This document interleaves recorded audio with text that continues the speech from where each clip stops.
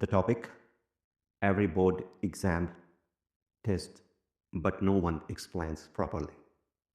Every sentence has a clause and at. Clause clause sentence का वो हिस्सा होता है जिसमें सब्जेक्ट और वर्ब होते हैं। मिसाल के तौर पर शी प्लेज क्रिकेट। अगर हम इस सेंटेंस पर गौर करें तो ये क्लास है। यहाँ शी सब्जेक्ट और प्लेज वर्ब है।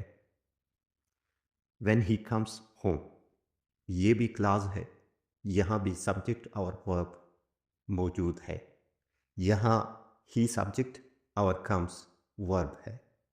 लेकिन ये क्लास ऊपर वाले क्लास से मुख्तलिफ है। ऊपर वाला क्लास मुकम्मल मतलब बयान कर रहा था और ये क्लास नामुकम्मल। यहाँ बात पूरी नहीं हुई है।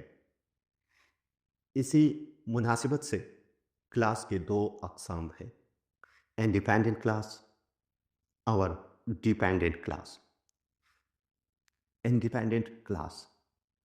इंडिपेंडेंट क्लास एक मुकम्मल बात बयान करता है। ये अकेले भी एक पूरा जुमला होता है। ये किसी दूसरी क्लास का मुख्ताज नहीं होता। मिसाल, Ali is reading a book. ये इंडिपेंडेंट क्लास है। ये मुकम्मल बात बयान कर रहा है, यानी अली किताब पढ़ रहा है। इसी तरह शी इज़ हैप्पी, वो खुश है, भी एक इंडिपेंडेंट क्लास है।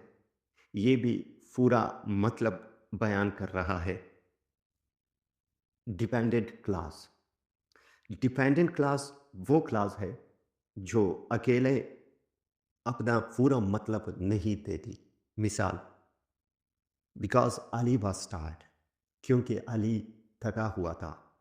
Dependent class, when the rain stopped, जब बारिश रुकी। डिपेंडेंट क्लास को अपना मतलब पूरा करने के लिए इंडिपेंडेंट क्लास का सहारा लेना पड़ता है। मसलन, because Ali was tired he went to bed. यहाँ because Ali was tired dependent clause है।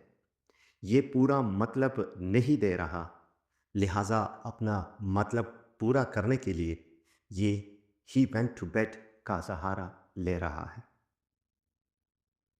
लेकिन असल बात यहाँ आती है जिसका स्टूडेंट्स को मालूम नहीं होता। डिपेंडेंट क्लास के 3 हाइडन टाइप्स है: noun class, adjective class, adverb class. Noun class noun, adjective class adjective और एडवर्ब क्लास एडवर्ब की तरह काम करता है। अब तक के लिए इतना। डिपेंडेंट क्लास के इन अक़साम पर अगले लेक्चर में तफसील के साथ डिस्कशन की जाएगी। Thank you for watching.